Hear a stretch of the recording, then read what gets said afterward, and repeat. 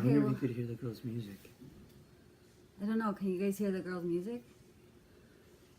Yeah, because it's really weird. I don't know. And I feel like I'm being soft-spoken because the girls are sleeping, but they have music on. I have to just be loud.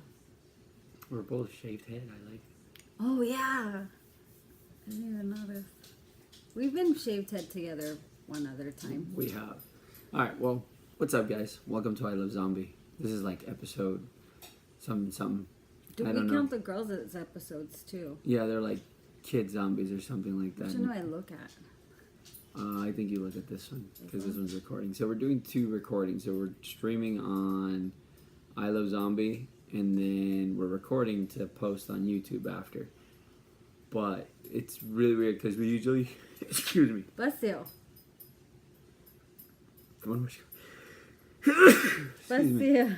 we usually use the laptop, and like we're using my iPad, and then there's just to eliminate the laptop, and we've had it crash a couple of times with it converting to YouTube.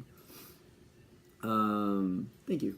So, as you guys know, today we're talking about mental health. It's been something that we've been talking about the last couple of days at the house, and it's something that goes on all the time. You know, I see it everywhere. People sometimes are afraid to talk about it. People sometimes acknowledge it. People sometimes don't even know it's there and deny it, you know, so... Or, like, our Hispanic culture and the older Hispanic people... You guys are going to see a cat right now. won't admit mental health. Don't be scared, look. Hello. You're interrupting.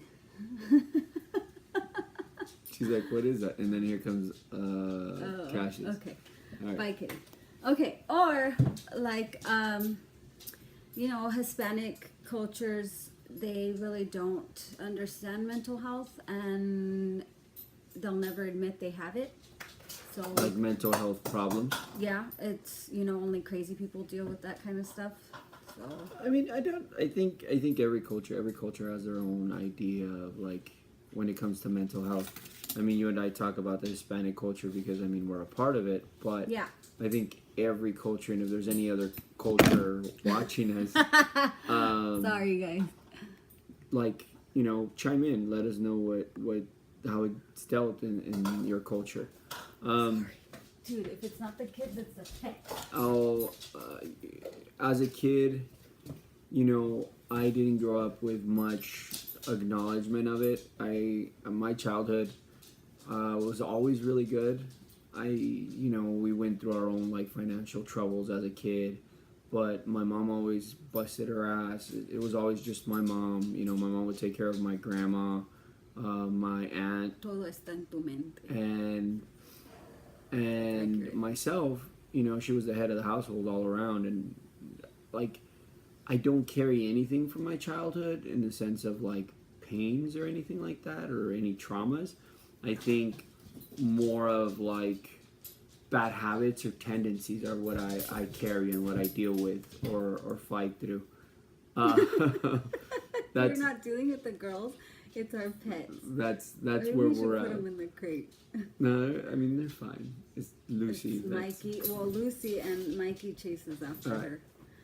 Well, with me, it was polar opposite. With me, I had a very terrible childhood, which caused a lot of traumas growing up, which caused a lot of negativity in my traits. So I had to do some major changes in order to be able to survive in this world, and even, like, in relationships, be it partners or friendships and, like, marriage. So I struggled a lot with my childhood, which in turn made my mental health very dark.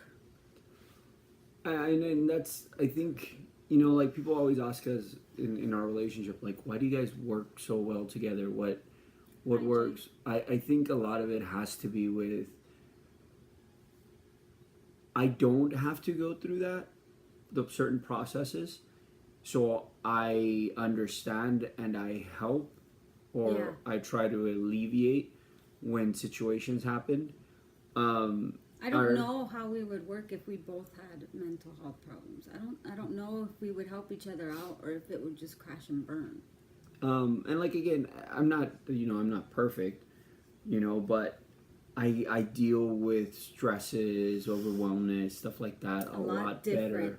A lot better. That's a good word. A lot better than I do. You know, I I shrug shit off my shoulder really easily, and that's I think where I was brought up. I think for me now as an adult, like the mental health aspect has turned a lot different in the side of the person that raised me.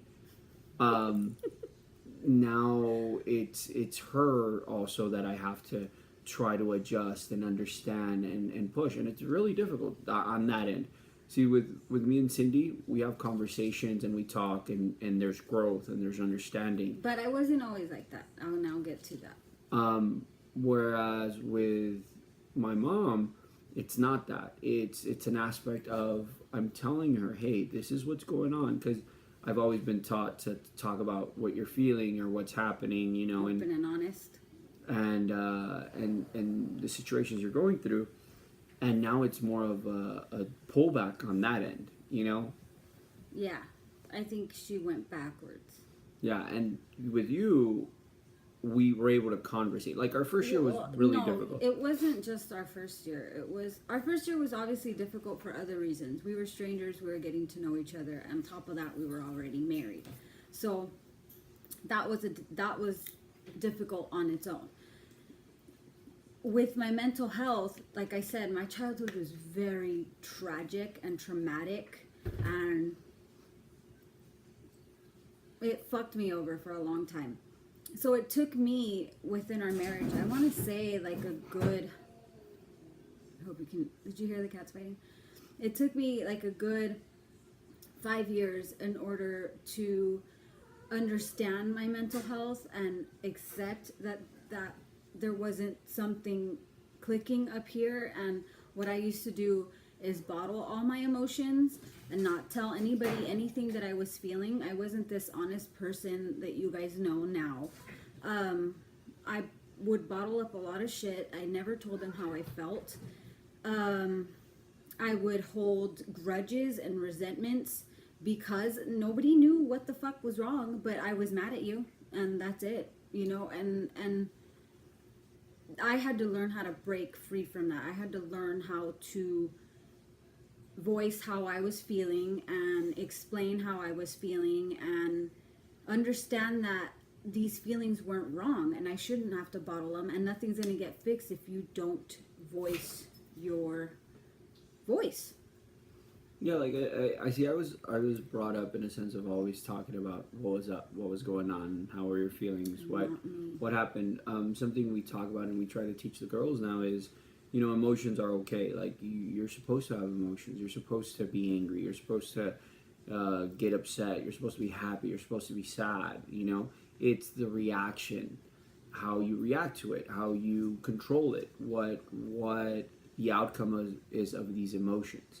Yeah. And it's very difficult because if you're brought up, Like me. in an aspect of Well, not only was it traumatizing, but my dad didn't teach me to voice how I was feeling. He would tell me, like, your feelings aren't important. Just keep hustling and keep doing what you're doing and never express how you're feeling. Never tell anybody how you're feeling. Never voice that you're angry. Just keep going. And it wasn't the right way to raise a teenager, anyone, a kid. So when I grew up, I just didn't have that mentality. I didn't have well, I'm mad, I need to tell you why I'm mad. No, it was just, I'm mad and it's wrong that I'm mad and I have to put it away. Yeah, I mean, and that's a lot of that aspect. So that was part of the progress. That's part of the progression that we've had.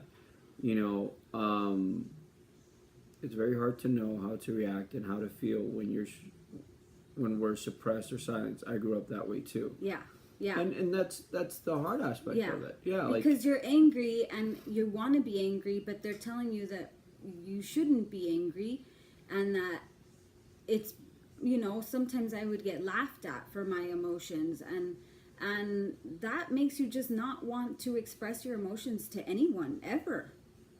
And someone said, we're all different, so your dad's mindset might have wanted him but might have worked for him, but not many. Most Hispanic Right. parents are like that. Yeah. See, again, I don't know if it's well, yeah, I mean, you can, because it's a pattern. Yeah. As our years progressed in marriage, and I understood more of, like, her side of the family. I saw, where that came from. You saw it was from my grandparents. Yeah, like I saw it. I saw it. I saw more of her family, and how they interacted with each other and were around each other and stuff like that. And whenever I tell her, I always step outside the box and just kind of observe. I love to observe. I love to people watch and see, certain patterns and how people are. And I started noticing, okay, well, yeah, like, how can her dad be a certain way when he wasn't brought up that way? And, and the grandma wasn't probably not brought up that way. So, yeah, it's just a pattern like this. It just keeps going and going and going until something comes in and, like, snaps that pattern and switches it. What were his reasons for it being bad? Yeah, I was just gonna say that before I read the second sentence. You're female, and females are irrelevant, and we're not supposed to voice how we feel, and we're just supposed to do female things and not have feelings. And again, I think that's, again, where our relationship works. I grew up with my grandma, my aunt, my mom. 3 women just around me, raising me consistently. So I see the female aspect of it. And maybe that's, again, that balance of, like, that understanding. And coincidentally, I have 2 little girls now. Yeah. And I have 2 little girls that I have to raise on my own, because the way that I was raised was not the way I'm going to raise them. So I'm doing this from scratch. No one's teaching me how to raise 2 little girls. I'm just trying to do the right thing. Someone said, I'm currently going through this with my mom. Since my dad passed in February, she refuses to talk about it. Again, I feel it's cultural. Yeah, and I mean, and it goes back to the culture aspect. Well, yeah, of your Hispanic mom culture. didn't want to talk when Nacho passed. She never wanted to talk about him. But see, I think it's, like, again, when we talk about my mom, it's so different now than how it was when I was growing up. I don't know what triggered my mom to where she's at now. There were times, though. Where it's a difficult situation in that aspect, Wait till you hit a year. If she's still down in a year, then I think you need to, like, seriously sit and talk with her. Because she has to express how she's feeling, dude. Like, bottling that up is not good.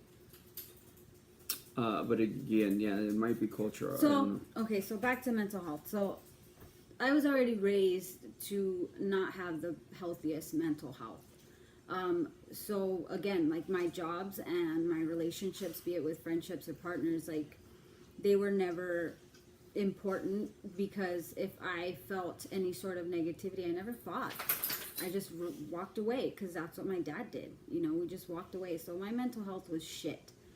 As an adult, it was a lot harder. There's a lot of dark days, depressive days. My brother's constantly telling you how I lived in a dark room and that you saved my life and stuff. So it was hard growing up for a long time, being unstable, I guess. See, but, like, again, I don't necessarily see it as you were unstable. It's just, I think you handled the situation different, because that's what you knew how to handle the situation. I handled it poorly. I handled it the way I was raised to handle things. But that's the way you knew. So yeah, but now being stable, I know that those were not the proper way to handle situations. To completely block yourself off from the world and from everything, and just wallow. Those are not the right ways to react. And I didn't find that out till now, till I found stability. Someone said, so my husband seems to have similar hours of work to yours. I go to nursing school full time, and I'm basically raising my girls alone. I always feel sad and depressed that I'm a horrible mom. Do you feel that way ever? No. Well, I'm gonna be honest with you. Yeah. When when I have a lot of work to do and I have to work within the hours that I'm with them, yeah, I do feel guilty. But then I tell myself that, it's a day or two or a week, if you have overtime and things like that, and it's not forever. And I mean, with your job, it possibly is forever. You're a nurse. But I don't think you should feel guilty. I just think you need to sit and at least try to balance your time. The free time that you have, it's always spending with them. And even if you have work, it's or like you bring work home with you, it's maybe trying to figure out how to fit in work with them. Sometimes if I have to paint, I'll let them paint with me. So I'm kind of with them and kind of working at the same time. I don't like to do that, but so yeah, I do feel guilty sometimes, but in the end, you're doing it for them, and in the future they'll understand that. Yeah. Again, and then again, so like for example, there goes the mental health aspect. Like your head starts processing these aspects. Am I a good mom? Am I this? Am I that? Oh, yeah. And it's difficult. Like you guys. If you guys follow Cindy, like she's training right now, consistently physically. But like I always tell her, and I tell people when we talk about mental health, I'm like, the biggest muscles here, like this is it, your brain, and you have to consistently train and that's something that I don't train anymore. I did until I got stable. I got better in my emotional state, and I learned how to control my mood swings and my lash outs and my feelings, but I forgot to keep training this, and then it finally caught up with me just a week ago or so. And that's the difficult part. I mean, like your head will control your emotion and make you feel like that, like because you're doing this, you're a bad mom because. Yeah. You're not following what you're supposed to be where you're with your kids consistently, yeah, or something like that. Like your brain's telling you this and you know better, but this is controlling you so much that you feel that way. Mental health issues makes you question yourself. It's hard. Angel's right. It's just so very hard to learn to train yourself and mind. It's hard when we feel that way about ourselves. Then when someone else makes you feel that way, it's so fucked up. Yeah. Yeah, I mean, it's very, very See, and like hard. with me, like, you guys know me. I have a big fuck you attitude. You don't like my style. You don't like how I parent. You don't like what I make to eat. You don't like anything that involves me. I don't care. It's a big fuck you. It doesn't matter to me. But the second that I can't make you happy, my world is over. Like, I failed. I failed at whatever it is that I was supposed to do.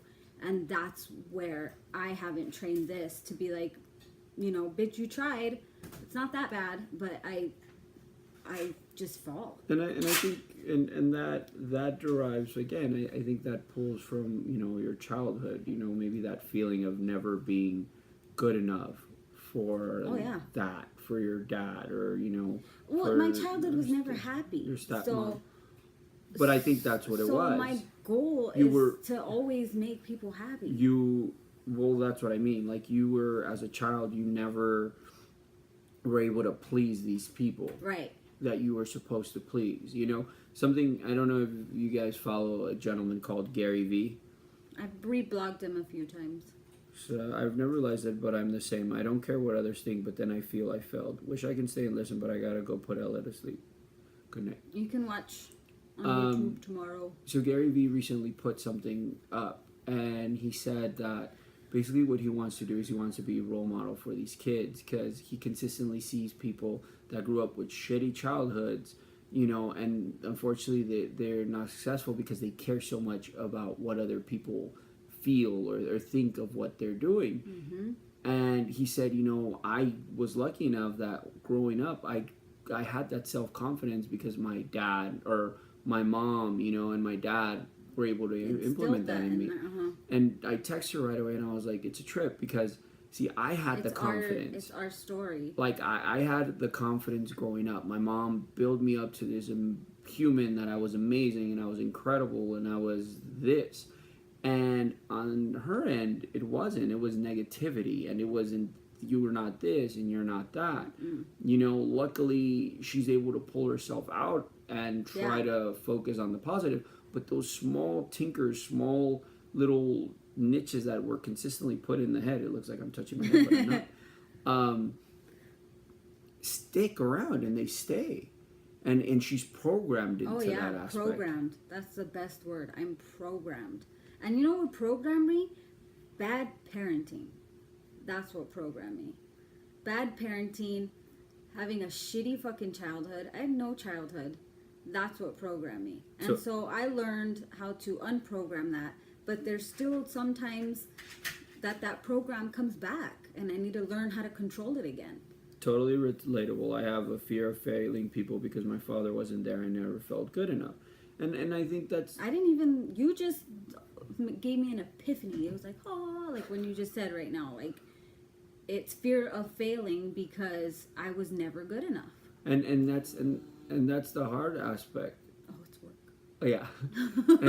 and that's the hard aspect, and like, I mean, me and her converse, and we have a very open relationship when we can tell each other, like, hey, dude, you fucked up, or hey, you're doing great, or you're doing awesome, and sometimes for her, it's hard to take it in and not accept, like, when I'm telling you, hey, dude, that's great, or you're doing amazing. Tell them, oh, you're just saying that because I'm your wife. Yeah, and that's... It's not real. That's that programming of, like, hey, because as a kid, it's not real. If I did get some sort of positive reinforcement with anything, I'd be like, it's not because I did it, it's because it got done.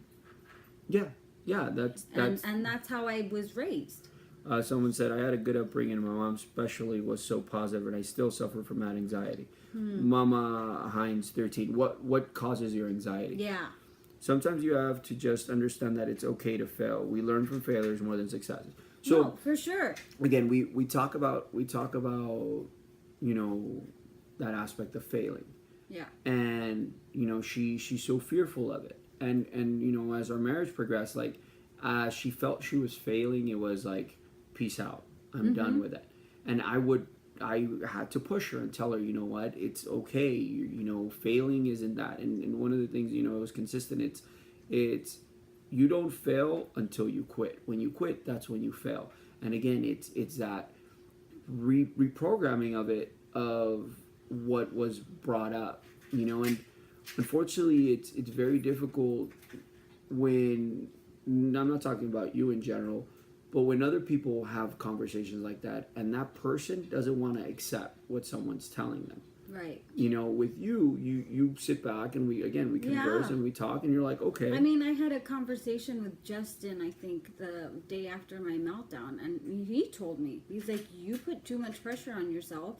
You're always trying to succeed for perfection. You need to learn how to fail. He told me, and it's the truth. It's what you've been telling me. It's the truth. I strive for perfection. And it didn't make, and I asked you today, why do I do that? Why do I do that? And until you just said right now, it's because I never felt good enough.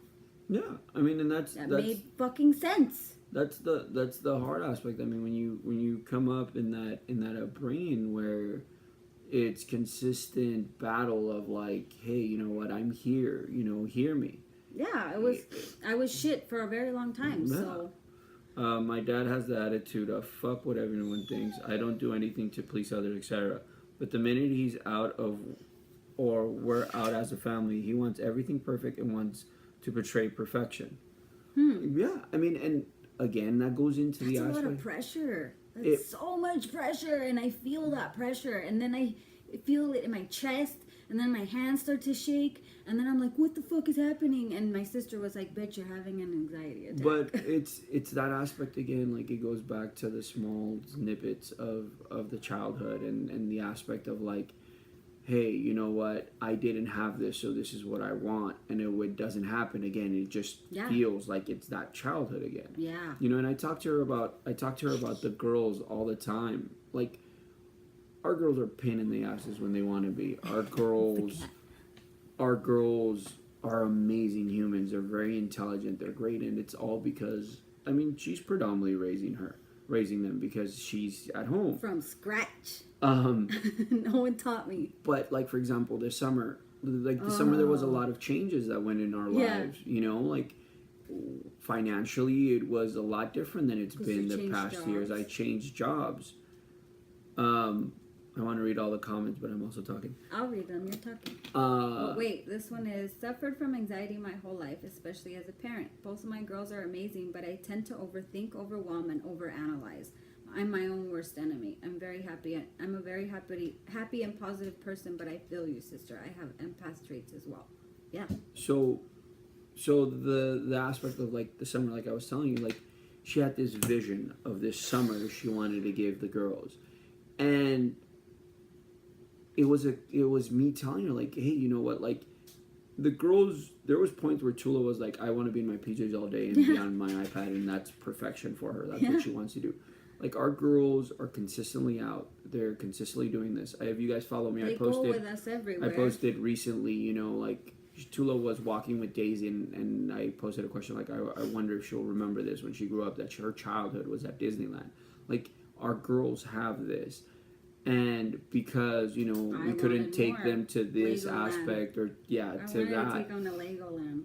She felt like there was a fail. Like, I failed as a mother and gave them a really shitty summer to remember. And it wasn't that. Sucks. You know, like, we had just come from an amazing trip to Nebraska. Like, I'm gonna cry. Don't cry. Amazing trip from Nebraska. You know, like, the girls don't need anything. The girls have everything. Our little girls walk around with... It's me putting all this pressure on myself. And I envision these things. Nebraska. I envision these, like, events or these memories or moments. And when I can't fulfill them, I failed. But see, like, you're getting a lot of messages right now that says you're amazing. But see, like, you're telling her, like, also you have to think about yourself. You're also amazing. You know, like, wait, people... me? No, yeah. Oh, them? And that's that mentality. And again, it goes into the different raising. Like, again, I grew up with the confidence with, like, you put me somewhere, I'm gonna fucking shine. And that's how I am. And I don't give a fuck who I please, who I don't please, who likes me, who doesn't like me. I know what I'm doing, and that's who I am. I was going to say, there are little girls and special events are forgotten in the long run. They always remember how amazing their mom and dad are. Too much pressure. Moms put so much pressure on themselves, and the kids don't really care. It's us that create all this drama for ourselves. Oh, yeah. Your kids will remember all the things you did. Oh, yeah. I know it's me. And see, and I think that's where our relationship works so well, the balance, because I'm not gonna walk around and have all these people tell me, well, you're putting too much pressure on yourself. Moms put too much pressure on themselves. And I'd be like, no, I don't do that. That's not what I do. Like, I don't do that. I know I do. I know my flaws. I know what I'm fucking up on. Now it's training this so where I don't do that. Yeah, I mean, and again, so we go back to step one. It's being able to talk about it. You know, being able to, like, if you have a partner, your best friend or whatever, being able to take when they're telling you something, or you telling your husband or partner, and them understanding and saying, hey, you know what, like, okay, I hear you. So how can we work past this? How do we work through it? How do we make it better? That took me forever to get to. So it's not going to take overnight. If you're not the type of person to express how you're feeling, it's not going to come overnight. It took me years to train myself. I was raised to where if you're feeling something, you don't say it. You don't say how you're feeling. Your feelings are irrelevant. So having to tell him how I'm feeling and him actually listening was odd, and it was hard at first, because there was times that I would sit down with my dad and I'd be like, Dad, I'm feeling this way about something, and my dad would be like, well, sorry, go talk to your girlfriends or something, you know. And I never had a support system. And so when it was time for me to express how I feel with him all the time, that was fucking hard. He would tell me, like, talk to me, and it was really fucking hard for me to just. And then again, like, we go back to the childhood aspect. I think is because when you would express before, there was no acknowledgement of it. You know, someone said, I do the same. I grew up without my mom too, and you have this picture of how motherhood should be, and when you don't live up to those expectations, it's like the end of the world. It's so hard. Yeah, that's the thing I don't know how to do, how to retrain my brain not to freak out over stuff like that. And then someone said, practice. do you feel you put all this pressure on yourself because your mom didn't, or you didn't have your mom? No, I don't think so. Because I don't have anything to compare it to. I don't know what motherhood should be like. My mom never told me because she wasn't around, you know, and no offense to my sister or anything, but we didn't start speaking till this year or late last year, and she was the only other motherly figure I had in my life. So I literally became a mother on my own. Nobody taught me how to be this way, and nobody told me what to expect. I had no shit. I've always felt I wasn't good enough, and now as an adult, it affects my relationship where I feel I'm easily replaceable. And it has taken a good partner to help me to learn I'm good enough.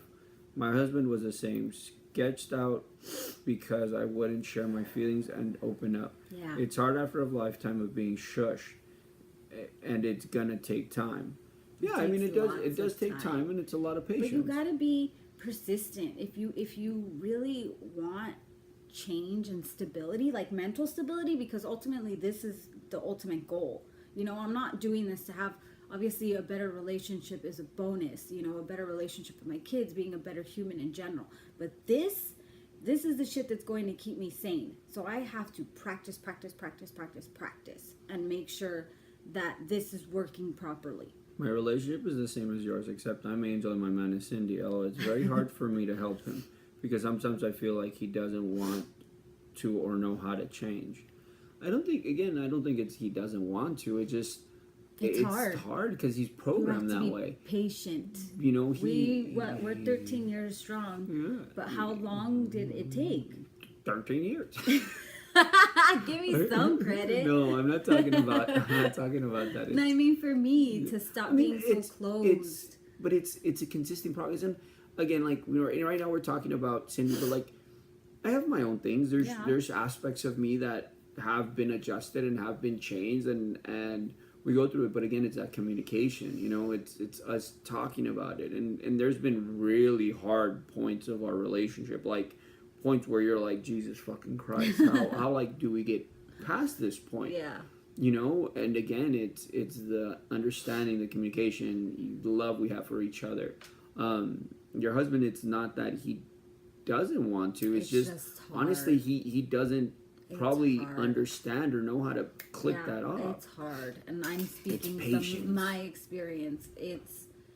It's hard. No matter how much you love this person and how much you want the relationship to work, and you know what it is that you're supposed to do to make it easier, and you still don't do it, it's not because he doesn't care or because he's not trying enough. It's just really hard to just break old habits and break the way that you were raised, and without bringing those voices back, you know, like it's hard, and you just gotta keep being persistent in a very patient and loving way, and one day he's gonna open up and the floodgates will stay open. Yeah, it's a lot of patience. Yeah, Angel's got a lot of patience. I do. I do not. It's a lot of patience and a lot of work. That's why, like, when people have talked to me about, like, oh, you know, how have you guys been together that long, and it's still like in a good aspect, you know, because unfortunately people that have been married for a while, there's a lot of like negatives that come from it, you know, the relationships like what did we hear recently? Oh yeah, so well we'll get back to that point. Okay. But it's a lot of work, and it's a lot of patience, and it's a lot of understanding and situations like what's been going on this week with her and in her head. It's me not just saying, well, fucking figure it out. You know, like it's me pulling back and trying to say, hey, you know what, like, what is the understanding? How do we do this? How do we go through this? How Yeah, like can we he's push? at the same time that I'm doing my homework on changing my ways to make it easier for me. He's right by my side doing the same exact homework. You know, letting me know things that he read and vice versa. So, when, like right now with my new position, I'm able to drop off the girls at school like 80% of the time, which I love. That's one of my things I've always enjoyed, dropping the girls off at school, seeing them be at school. And you know, when we're leaving, like it's one of the times when we're able to like hold hands, where Izzy isn't like, "Mommy, hold my hand," or Tula's like, "Daddy, hold my hand," because like those are our partners in crime. You have a good house stuff. The rest will be on YouTube. Yeah, we'll see you later. Like we were holding hands walking back to the car, and one of the parents is like, "Oh, that's so cute. You guys are holding hands." I can't remember the last time I held hands with my partner, and I'm like That's sad. that's not okay. Like, no, that's not something you should be like, hey, I don't hold my partner's hand anymore. Like, that's not something you like should walk around and announce. Like, that's embarrassing. But again, that goes into mental health, and like that's one of those flags that you pull yourself back, and you're like, wait, what's something's going not on? right, and you communicate. Why don't you hold my hand anymore? Yeah. You know, and there's points when, again, communication between me and her, when I tell her, hey, dude, what's going on? Like, this is what's happening. Or, hey, you know, what's up with this? But again, it goes back to the mental health of the person, where maybe they can't express themselves that way because they've been shushed, like one of the people said. They've been shushed for so long. Well, going back to mental health, so I'm did my homework, and I was supposed to get that away from her. The cat just picked up a cauldron. Get that to me. They have a little witch cauldron chilling on the table, and she picked it up and was like, "I'm walking away like this." Okay. I'm gonna put it right here. What the hell was I saying? Oh, okay, so I started doing my homework on what it is that I need to do to be able to find mental health balance. Someone told me I was an empath, and so I started doing my homework on that. And basically, what empaths are is they feed off of everyone's energy, and they feel everybody else's crap. You know, like you end up relating so much to the person that's venting to you that it just brings you down, and you start to feel everything that they're feeling. Well, I love to listen. I'm a great listener, and I like giving advice. So everybody usually comes to me when they have problems, and I'm more than okay with that. But I was feeling everybody's shit. 1.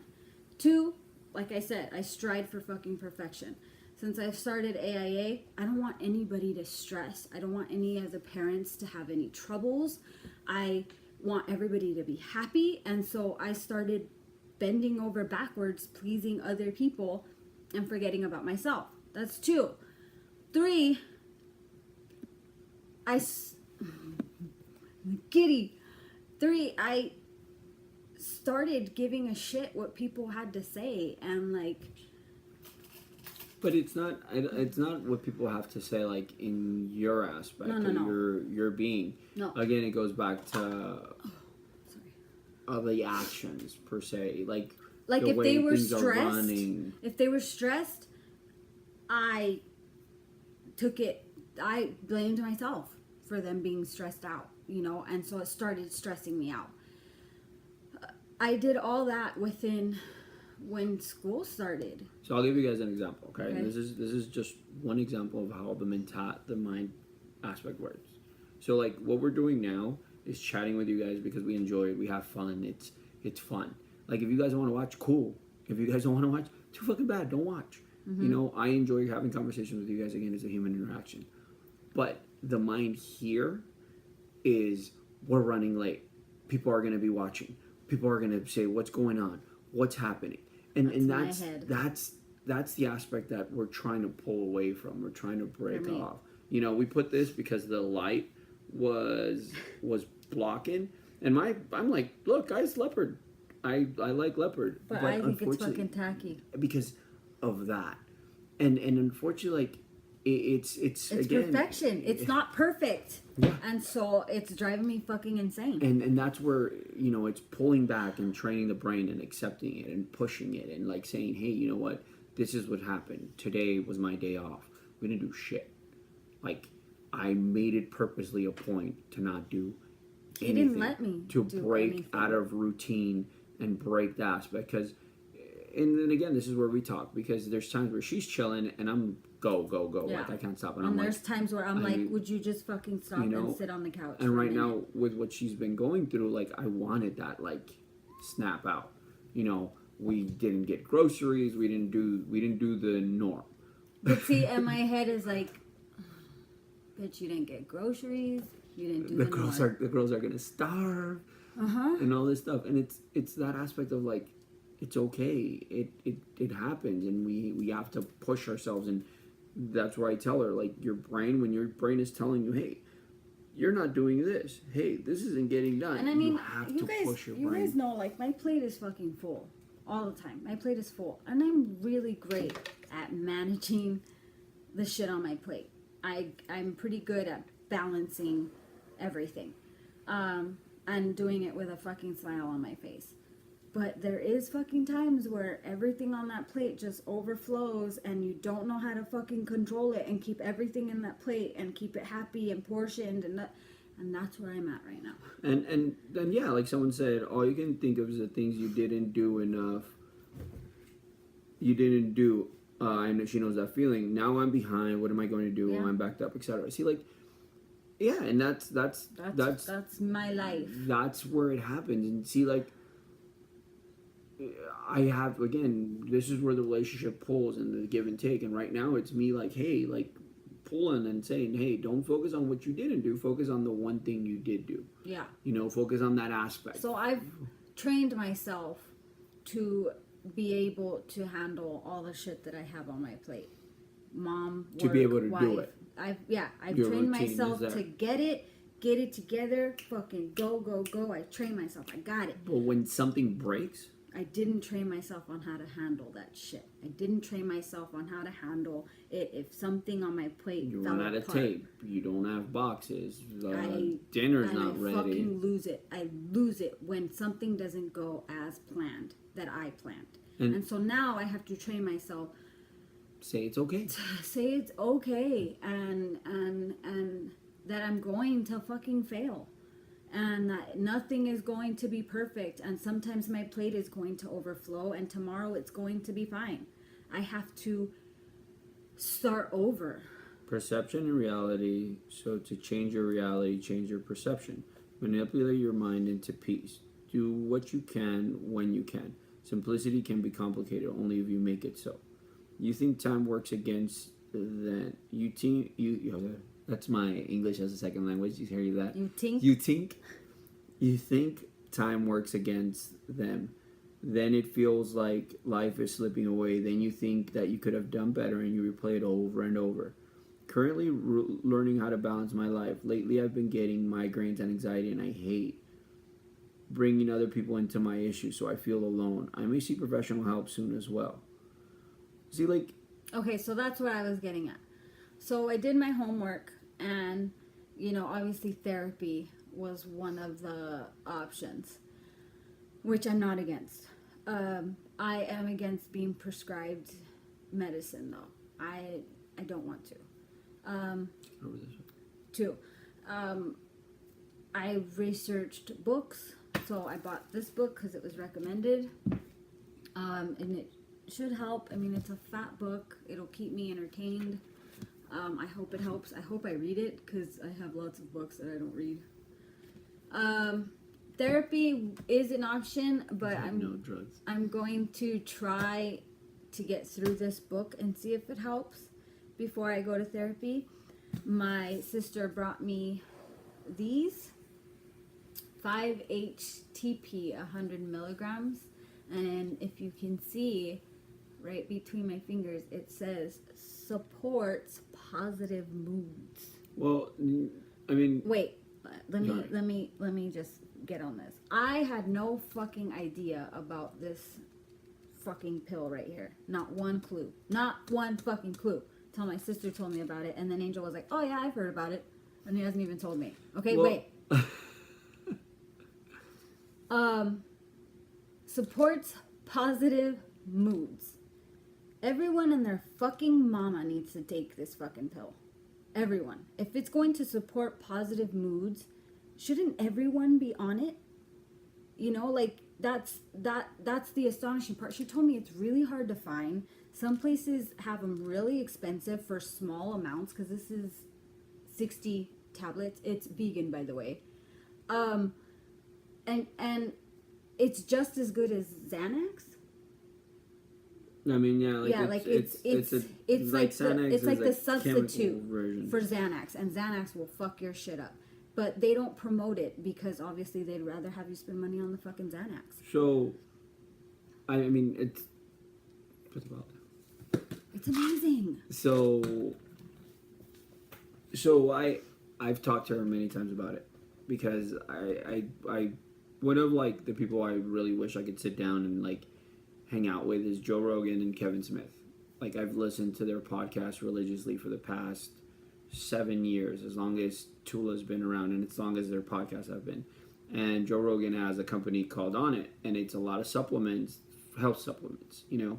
And one of them is New Mood, and it's 5-HTP, L-trinopin. I can't pronounce it. And basically, what it does, it balances your serotonin, which makes, you know, you be able to handle. Again, sometimes our bodies aren't producing enough of that, and it's a chemical imbalance. Yeah. So when she brought that, I was like, yeah, like, I mean, 5-HTP, that's something you should be taking. Can you show the label again? If you go, see, like, this is just 5-HTP. Yeah, but Angel found the New Mood. Yeah, he found Xanax made me try to kill myself 3 times. Ugh.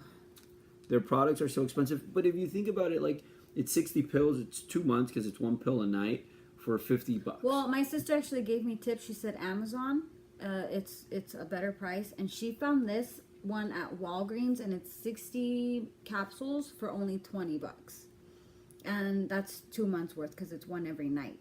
And she told me that instantly, like, she starts to feel better, and the second she misses a pill, she feels like shit.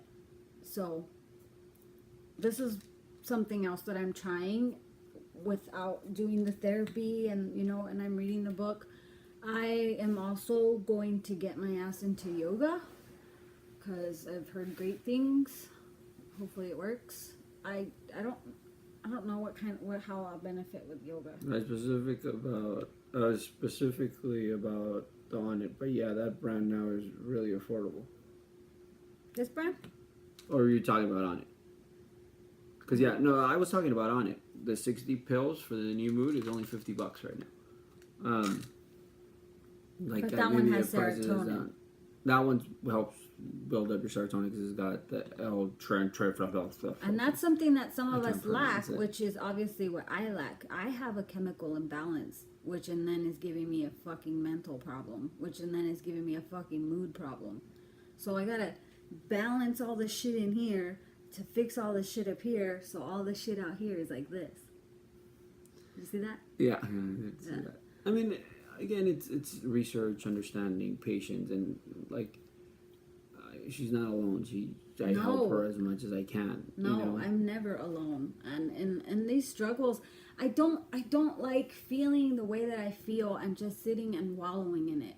I don't like it. I don't like it at all. I've witnessed it too many times with too many loved ones, that they feel low and they let the world completely weigh them down and they just stop living. And I don't want to do that. That's why the second that I felt something was off, I called him at work. He called me back. I was panicking on the phone, freaking out, telling him I'm not okay. I need to fix something. And I was on it, doing my homework, trying to figure out what's going to help me. Being open and honest about it, because yeah, my life to a lot of you is perfect, but we all struggle with our own things, and I'm going to be honest with you. My life isn't always perfect, and this is what's happening right now.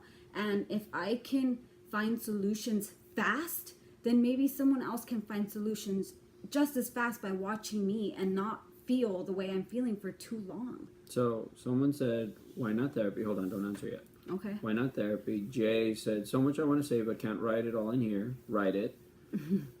Someone else said, do you think it's the birth control when I was on it made me crazy? I want to get off birth control because I feel it does mess with me that way, and I've noticed it. Okay, so question one, why not therapy? I want to try this stuff first. I want to try yoga first. I want to try taking these pills first. I want to try reading first before I dedicate myself to expressing myself to someone else. I'm not totally against it, but I want to try different things first before I try it all at once. And again, to be honest, like I think the therapy aspect, like we converse all the time. Yeah, like he's my therapist. Like I'm not a therapist, but he listens to me, and like and we try to understand. And I'm never like, well, I can't listen to you right now because I have this, so, or like, he's my pal, and he listens to everything I'm probably gonna tell the fucking therapist. So the one about the birth control. So Erica, and then just an Orange County girl.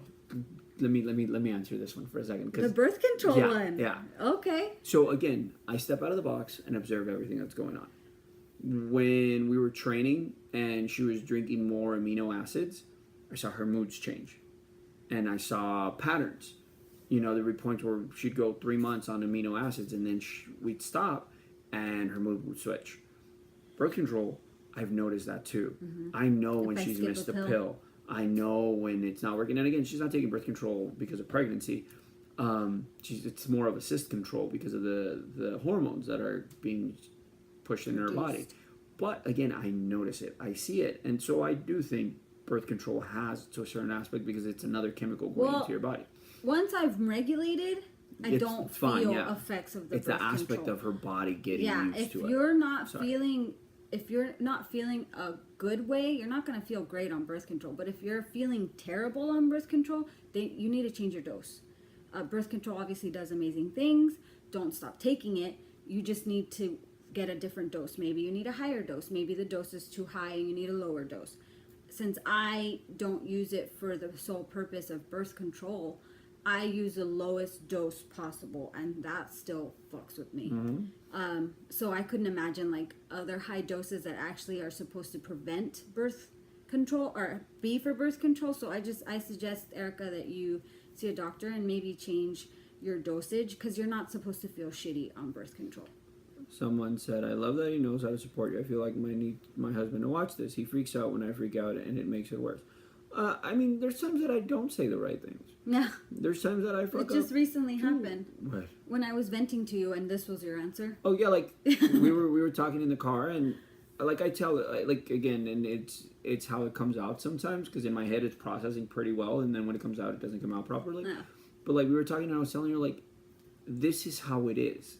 Like and we're not going to be able to change it. Yeah, and I just felt like it was a big shut up, suck it up. That's so life. That's your life. And I was like, I'm broken right now, and this is not the answer. So again, it's the conversation, and it's pulling back and saying, hey, you know what? Like that's not what was meant. It was more of like we have to get through this, and we have to figure this out because this is our life at the moment. Someone put, sorry I went away, so I'm not sure if you said this, but do you think that the pills just numb you? I always worry that I'll still feel sad, but just appear numb. It makes sense. Pills worry me. Pills in general? Or like birth control pills? Or these pills? Yeah, Mariah, can you like rephrase your question? I don't know. If it's...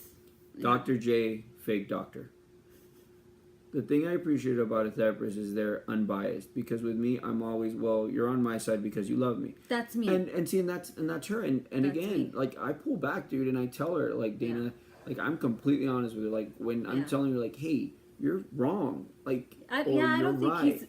I feel he's biased, but he's not biased. I'm not. Whatsoever. Like I love her, and she's an amazing human being. But yeah, she fucks up. Yeah. It's like I fuck up. Yeah.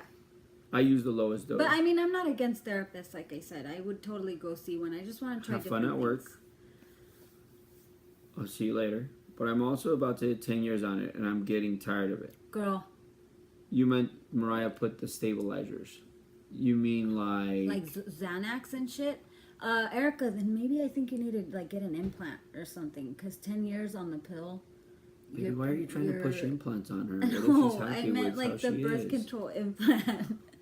Just because I think your body's immune to it, dude, and you need chemical balance, like we all need. So She put like see happy your pills. doctor. Happy pills. You know what? Yes, I am scared that they will numb me and leave me in a fog. Obviously, weed helps. I can't be high all the time, and with these pills, it would be the same exact thing. I don't want to because I don't know. I'm scared. I will take shit like this all day. Like natural stuff. Yeah, but like Chemical even stuff. like when I get surgeries or when I had my ruptured cyst or my knee surgery and they like I can't take Norcos because I'm allergic. I can't take Vicodin because I'm allergic. So they prescribe the highest dosage of painkillers, which is Percocet or morphine, and that leaves me in a total zombie state. And that's just during surgery. So I can't be in that state all the time just to fix this. I'm going to fix this. Dana, like we'll pull back to like what you were saying. Honestly, dude, like that's the aspect where you gotta train and pull back, and whoever you're talking to, sometimes understand that they're not being biased and they might be being like seriously talking to you.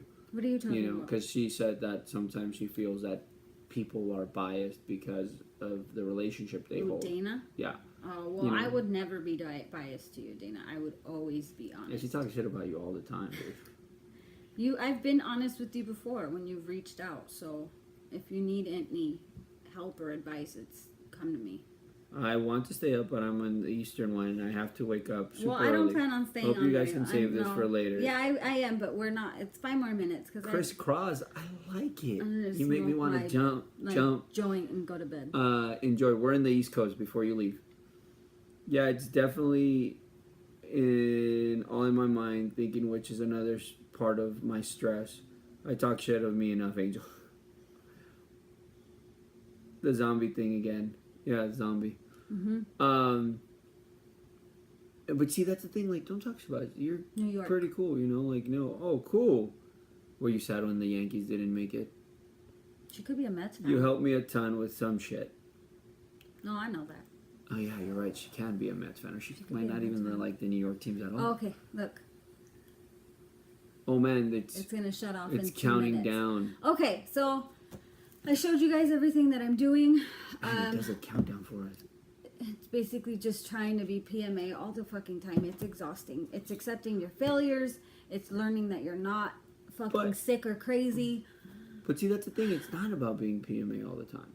It's not that. It's accepting. Trying to be PMA what I'm all saying. the time. But even that, like, it's okay. Sometimes you're gonna be like, hey, dude, like, it fucking sucks. But it's how you react. But to isn't that a part of positive mental attitude? Yes, I failed at this. It fucking sucks. But I'll do better at it next time. I mean, yeah. That's having a positive mental attitude. I know what I'm talking about. Yeah, I don't want it to also be like, again, you're that aspect. I'm not of trying like to be happy all the time. For PMA all the time. No, hell no. I have my days. It's okay. It happens. I have my days, but having a positive mental attitude will get you through the negative days a lot easier. Yeah, I mean, it's a lot of work.